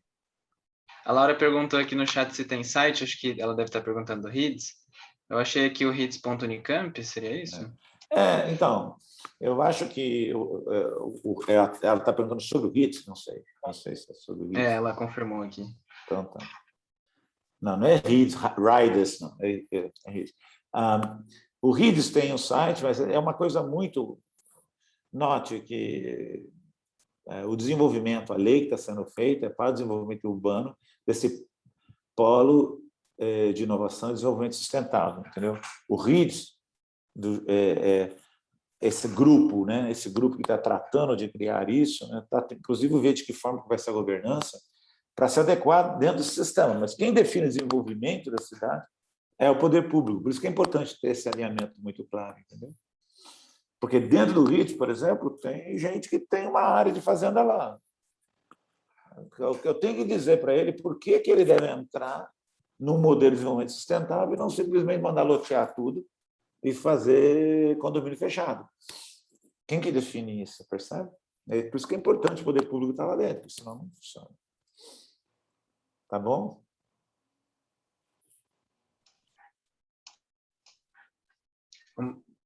Não sei se está me ouvindo, professor. O Marcos mandou uma pergunta aqui. Empresas privadas já estabelecidas podem abrir novas startups e serem beneficiadas pela lei? Em princípio, sim. O que significa empresa? Fazer uma spin-off, você criar uma outra empresa dentro daquela regulamentação. Tem várias... Tem que olhar lá, eu não entrei nesse detalhe, nessa parte das empresas, por exemplo, quando você tem uma união entre uma empresa e outra, quando que conta os 10 anos, até quando? Porque também não pode ser disfarçado. Por assim, ó, eu tenho lá, vai lá, vou dar um exemplo da empresa X super famosa, entendeu? E cria a startup, não é bem assim, quer dizer, tem que ser legítimo, criei. As spin-offs são criadas assim, uma nova empresa com uma nova gestão, mas lá dentro tem várias definições de como você pode enquadrar, desde que seja uma daquelas empresas. Mas ela não vai poder ser subsidiária da outra, a governança tem que estar clara, tem que ser independente, entendeu? Aí tem que ver. Certamente é possível de criar essas spin-offs de grandes empresas. Mas não para lucupletar, não para enganar o sistema, você está entendendo? É muito legítimo uma empresa se reinventar e criar uma spin-off que sai dela. E, às vezes, ela mesma engole a própria empresa que estava antes, entendeu? É super legítimo. Agora, acho que, por enquanto, a nossa última pergunta foi uma pessoa anônima que enviou, disse que achou um pouco essa segunda parte um pouco mais difícil de processar e perguntou para confirmar se entendeu corretamente. Se uma empresa criada no ano anterior ao do marco legal das startups, é recomendável que seja feita alteração contratual para adequação na lei. Vou perguntar Olha, se entendeu certo. caso realmente, né, a lei foi sancionada agora, certo? Aí você viu para que empresas que ela aplica, né? E tendo 10 anos, gente, ali praticamente cobre todas as empresas, só não tem sociedade anônima, se você olhar ali, certo? Então, é meio difícil você não estar, lógico, se for uma sociedade anônima, não faz sentido. Então, nesse caso, você criar uma spin-off. Então, acho difícil que ela tenha que mudar. Agora, certamente, ela pode transformar a empresa dela para se adequar a isso, não é problema algum, né? E quanto à dificuldade, realmente por isso que, pelo menos, eu quis fazer a primeira parte, para que as pessoas entendam o contexto que nós estamos falando, porque se eu ficar só em lei, né, mas é o marco legal das startups, pelo menos eu acho que eu falei qual era o problema e tentei dizer o que ela ajuda a resolver, mas eu não tinha a menor expectativa que vocês vão sair daqui a sair, entendeu? Agora eu sei tudo, né? Eu tenho certeza que precisa de um bom tempo de dedicação para realmente ficar mais claro. E eu não entrei nos detalhes de novo, porque também não é a minha área. Aí eu estou falando para ficarem atentos, e sim, você precisa de um bom advogado que te ajude, né? E eu falei, tem que buscar esse tipo de suporte. Esse tipo de suporte deveria ter nas incubadoras, nas aceleradoras, esse tipo de gente que ajuda você a tomar essas decisões e ver essas questões. Porque o Brasil não é para amador, é bem complicado. Essas leis, principalmente no que se tange depois as questões de responsabilidades tributárias, como é que você faz as opções que você tem, entendeu? Se não fizer direito, realmente é complicado, mas tem muita gente que pode assessorar nisso. Tá? Sérgio mandou aqui que não entendeu bem sandbox. Tá. Deixa eu tentar explicar. Vamos supor, o poder público ele tem diversos serviços, vamos dizer, conceder alvará para construção, para iniciar uma construção, é uma coisa que o poder público faz. Os postos de saúde que você tem que dar atendimento para as pessoas, entendeu? Suponha que você quer agilizar melhor a questão do alvará e você quer agilizar o funcionamento dos seus postos de saúde, né? Ou inclusive distribuição de remédios, o que seja. Aí ali dentro, você faz a regulamentação, você fala assim, olha, eu quero empresas que me ajudem a melhorar o tempo, diminuir o tempo de conceder um alvará para fazer a avaliação, né? Dada o desejo de construção, criar um programa que ajuda a isso. Eu gostaria de ter um sistema de prontuário eletrônico e telemedicina e um prontuário de toda uma questão de logística para ter disponível nos postos de saúde da melhor forma possível todos os medicamentos. Empresas vêm aqui, trabalham junto com a gente, nós vamos poder fazer um chamamento, as empresas como é que fala? Você faz o chamamento dizendo o que você quer, as empresas se candidatam, você faz uma avaliação, né? E essa avaliação vai ser feita por um comitê gestor, no caso de Campinas, e aí você fala, olha, essa empresa não vai poder fazer. No caso de Campinas, por 2 anos, e aí ela começa a desenvolver, entendeu? Junto com a cidade. Desenvolveu, ela tem um produto que a cidade fala assim, puxa, eu vou comprar, entendeu? E ela pode vender para outras cidades. É isso. Ou seja, antes não teria como fazer isso. Ou a cidade contrata, ou ela vai ter que fazer uma terceirização, abrindo uma consultoria, desculpa, uma licitação grande, comemorar os coletivos, como se já soubesse a licitação, vai ser uma empresa de não sei o quê que vai lá e tenta atender. Esse é o modelo que a gente tem hoje, até então. Agora não, ela vai vir junto da gente e a própria gestão vira uma caixa de areia para você experimentar e resolver as questões de gestão e aí, consequentemente, de serviços públicos melhores. Entendeu? Não sei se ficou claro agora. Ou mais claro. Ou menos obscuro. Acho que ficou assim. Bom, acho que por enquanto é isso, então. Não tem mais nenhuma pergunta. Podemos encerrar? Tá legal. Bom, primeiro vou agradecer a todo mundo aí, quem gostou, comentem, façam sugestões, a gente está sempre à disposição. tá bom? E vamos melhorando, porque as coisas, eu acredito, as coisas que tem aqui, que eu apresentei, tem muita coisa bastante importante de saber, na minha opinião modesta, tá bom? A Mariana, não. Oi. Inclusive a aula foi gravada e vai ser disponibilizada no YouTube da Inova. Então, quem quiser repassar algum ponto, né, para resgatar algum conteúdo aí que tenha perdido, dá Tá para fazer isso. Certo? Tá legal. Qualquer coisa me manda um e-mail, eu respondo. Tá Tá bom? bom, tá legal. Bom, gente, boa noite. Obrigado, Você sabe, quando eu professor. trabalhava na startup, eu trabalhava no começo, ninguém comprou a nossa ideia lá dentro da startup. Aí era o terceiro turno. A gente começou a desenvolver um dispositivo, entrava meia-noite no laboratório. Meia-noite. Mas depois o nosso que deu certo, daqui a pouco era o que só tinha na empresa. Então você vê que às vezes vale a pena. Tchau, gente. Tchau. Obrigado, professor. Mariana, Tchau, bom te tchau. ver. Um abraço. Boa Beijo. noite. Gabriel, prazer. Obrigada, Milton. Obrigada, Daniel, tchau. Gabriel. Boa noite. Tchau.